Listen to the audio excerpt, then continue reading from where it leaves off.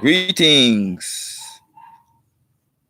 Grandmaster Amin Ra here, coming to you live from Mombasa, Kenya, where we are always looking for the truth, digging into the things, making the realities appear where they've been hidden from us. And those are the things that we continually do on the show. Today's show is called The Sick Man of Asia. Now, I came across this term, sick man of Asia, at a watching a Bruce Lee movie.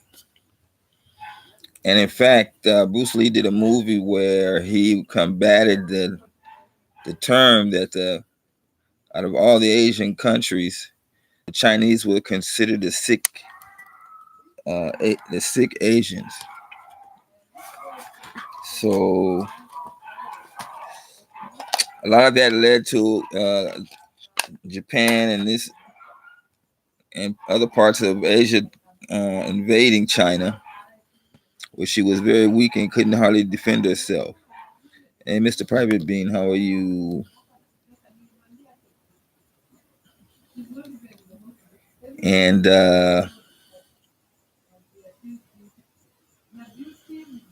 later on, I did a little research, and I came to find out there was a historical point to that.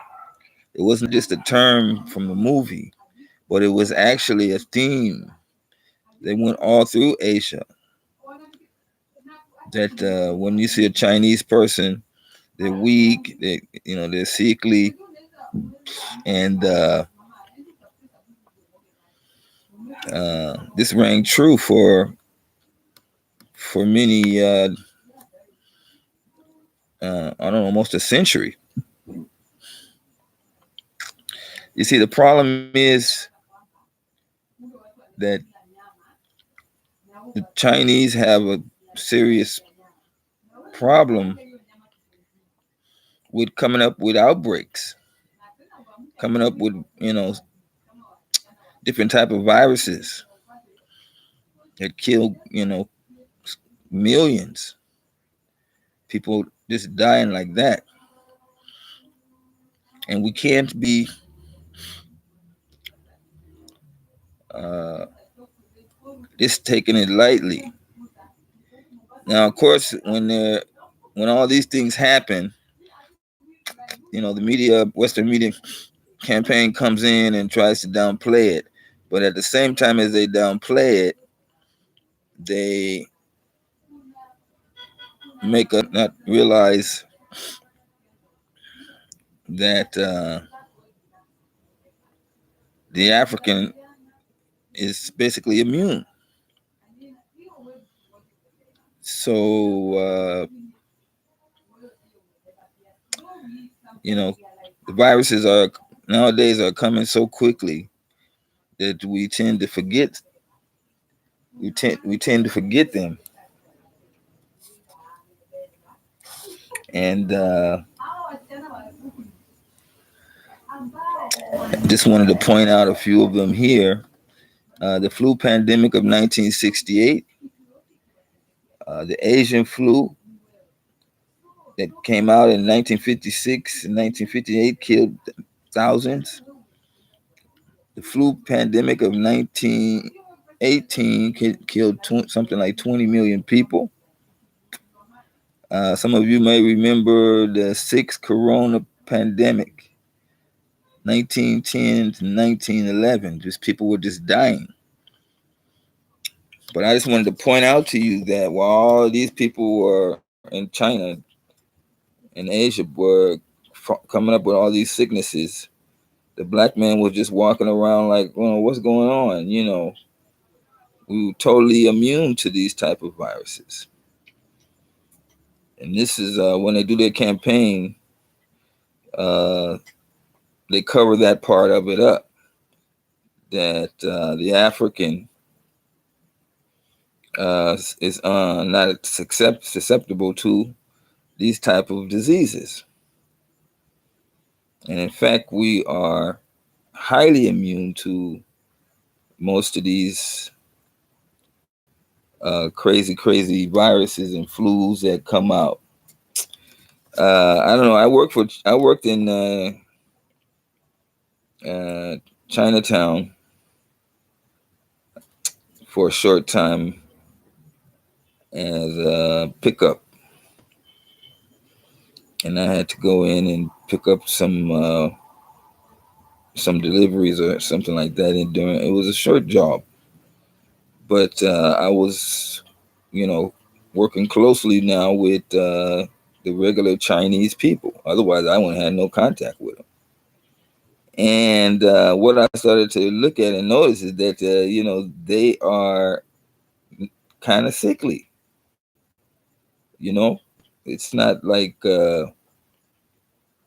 what they might try to put you on TV and see like they just all one big healthy group. No, some of these guys has sores on the mouth, other kind of crazy sores that you know you can see it as burned into their body, and they got that for the rest of their life. So uh, it doesn't really make a lot of sense to be wanting to be a Chinese or even go to China before all of these disease, before the latest SARS and coronaviruses hit. Even then, you can just walk the streets of China the way the people are done. I mean, if you go to a country and in that country everybody's got the thing over their mouth like this, and and that's how you live. That's how you living. Can't say hi to your neighbor. Can't talk. Can't. You know, it's a horrible feeling. The media, Western mass media, tries to downplay it, but can you imagine? You know, too many times you've seen on Chinese TV where they show you the population going back and forth, and 80% of them are wearing these masks for threat of passing on or catching a disease. This their country. This is weird, but through the mass media, they try to downplay that. But the fact of the matter is, the other part of it is that they don't say that black people are immune to that. You know, you can go into a factory, Chinese factory, and it could be like 50 people and 3 or 4, black workers. And then an outbreak happens, and then 2 months you come do a count, and you find like half of the Chinese people have been quarantined or sickly or even died. Yet the black people workers are just there. They don't want to talk about that. And they've been doing this. They've been having seeing this happen for centuries. So one of the things that they don't really discuss about is how we can survive so strongly in the face of crazy diseases. They don't want to give us our due as a very special and powerful people. They don't want to give us that. So, the Western media does this little thing, downplaying this and that. But the fact of the matter is, I'm here to tell you that the living the life in China is not something that is really a fresh and healthy life. You know, Xi Jinping pulled 30 million of his people out of poverty, but whether they rich or poor, when these viruses hit, no amount of money is going to help the rich, and they get tied into that. But we blacks got to wake up and see another point that they try to hide from us. that for centuries, wherever we were taken and added into the workforce, we were not privy to dying of these, catching these diseases. You know, uh, got some talk here. Truth on the first day. What? Peace, Grandmaster. How are you, man? And the Chinese are dirty. Yeah. We don't really, it's not, like I said, the Western mass media tries to cover all that up and to show you how dirty they are. But even in Europe, uh, you go into some European, I mean, some like British apartment blocks, and it's the filth and the dirt is almost unbearable. It's not like it's everybody take a shower every day like that. No, the British had a very serious problem with being clean, and it affects the whole economy when you break it all the way down. So it's just that the Western mass media doesn't let us see that side of what's really going on. So I just wanted to come in and tell you guys,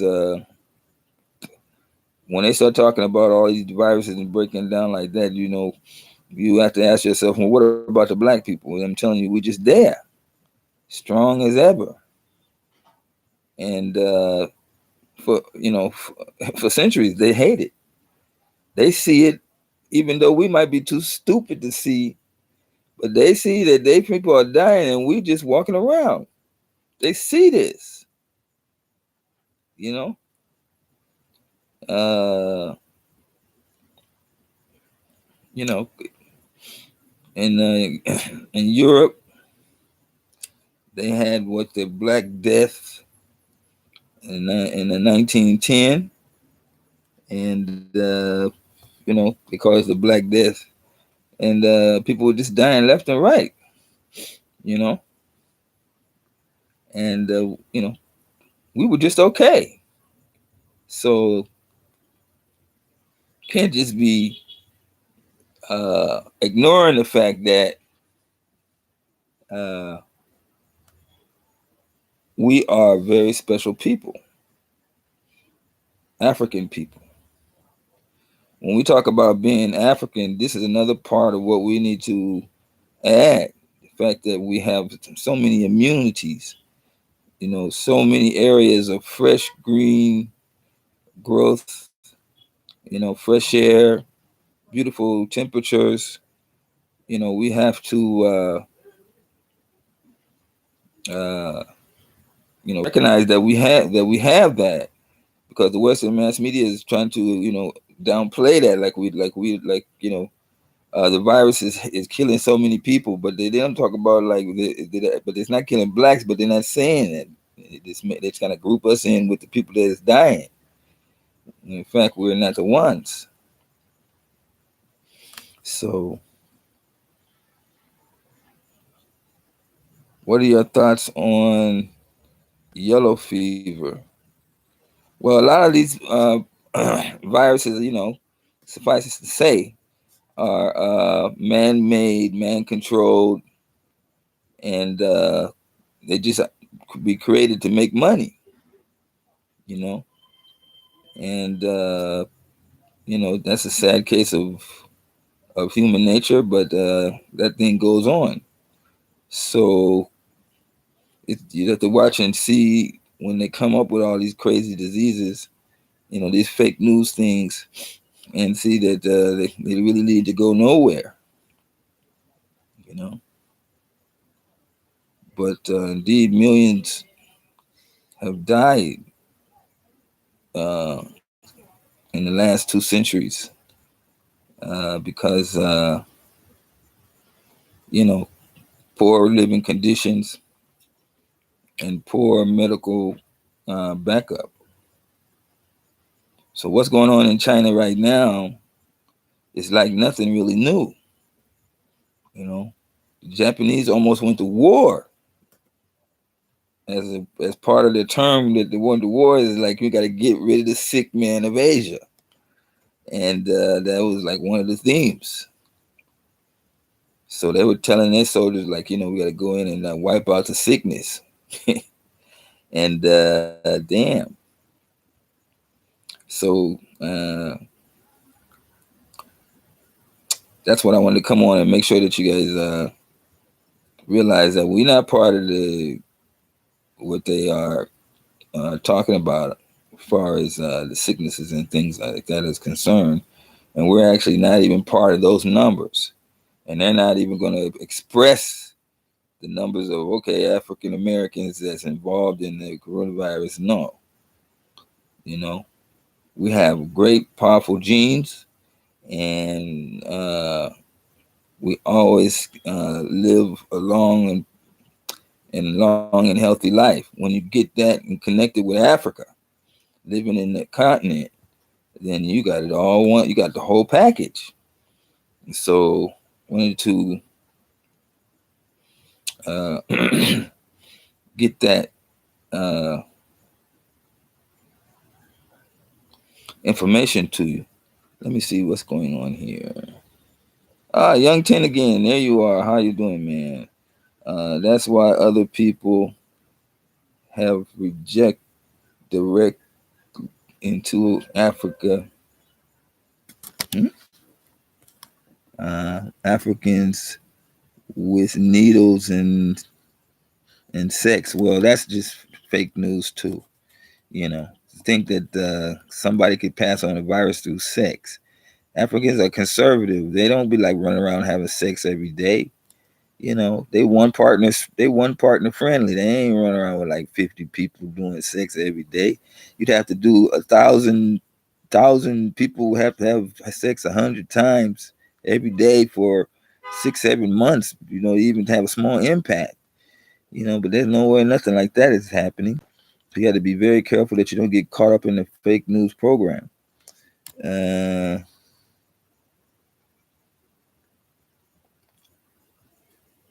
Yes, our biochemistry is unique, and the enemy knows this. Yeah, he knows. He's mad. He's sad. But the problem is, a lot of us we don't know. We don't look at it and see the value in it, and we just walk around like what's going on. White people dying. And rather than look at the big picture here. So what is this?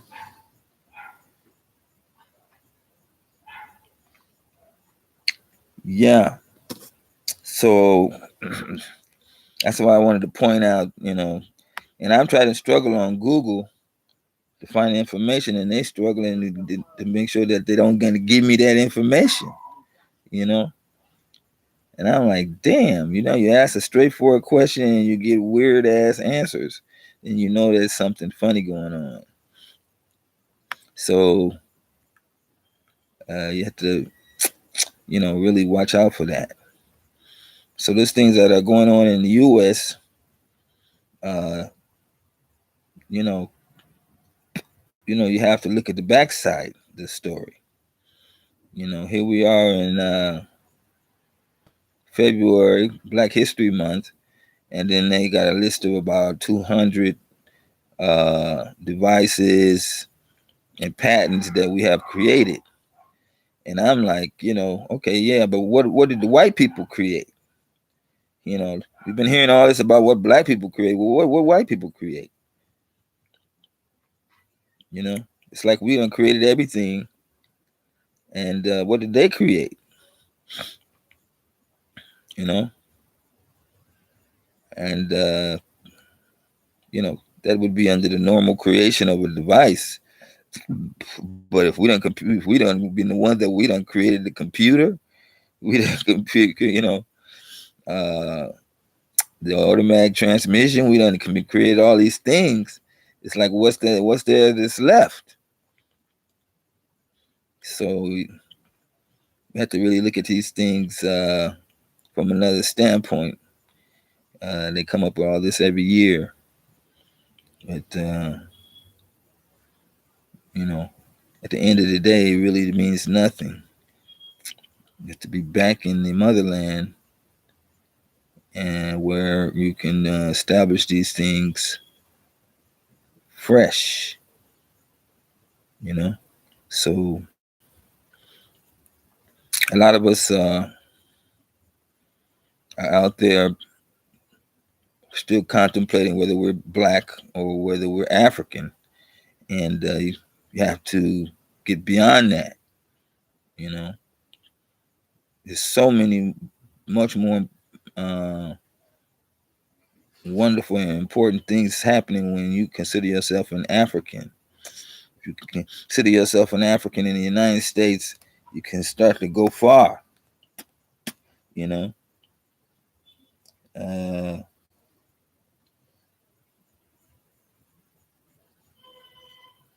Evelyn, how are you, my dear?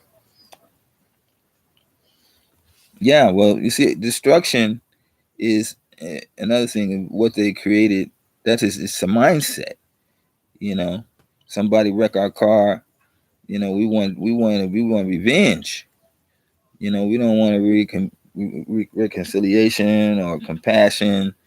You know, that's just an inherent into us, unfortunately, from the white man.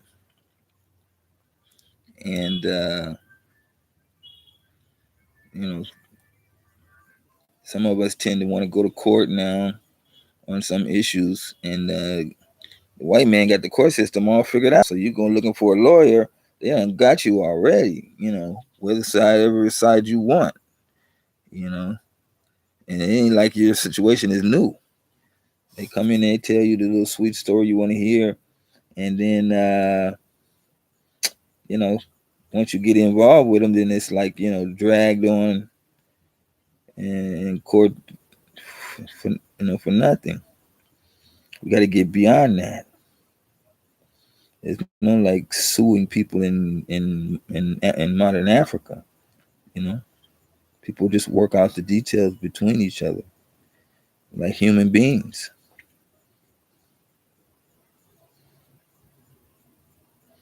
Man, I'm a total fan of this channel, and I'm a Pan African at heart. Okay, you're Pan African at heart, and you might have done some studies, but you must understand that once you become an African and you're in Africa, there's no reason for Pan Africanism. It has no value. You know, there's no let's who there's no one to fight. You know, you're free now. So the African has won his war. So when you become an African, you just all that being militant and stuff like that goes out the window. You know, you just got peace of mind. So you have to be ready and prepared for that. The average African ain't going to sit up here and talk about, oh, let's talk about Marcus Garvey, oh, Malcolm X, what. No, they're not interested. They got their freedom a long time ago. So you come here, you just, you reach the milestone of total peace, and that is the goal. You know, peace and prosperity, give you a space to raise a family if you're doing that, and voila.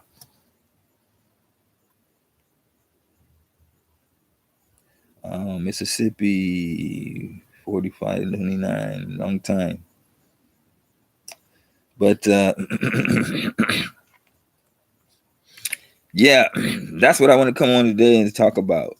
So you have to really be, when you're talking about changing over from being a black person to African and you're doing more research, you can get into that kind of research, looking into the sicknesses of these other type of people, the white man and the Chinese, and see the long history of diseases that they have had, the plagues that have wiped out millions of people, and know that that's just a part of their history. You know, the Western media try to downplay it to us, but I'm here to wake you up. That shit is not us. So uh, yeah. Without that being said, let me see what's on the chat line. No, I'm from Arizona. Arizona, too hot to talk. Do Kenyans eat cats? Okay, you're bored, huh? It's okay.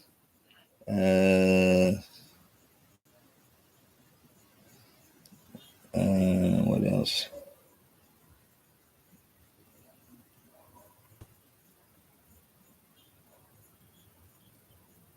Uh, Settled on YouTube, less chances of okay.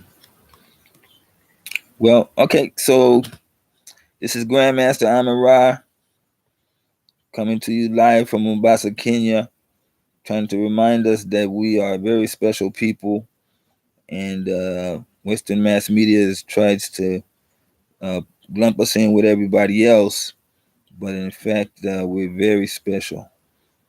So, till we meet again, peace.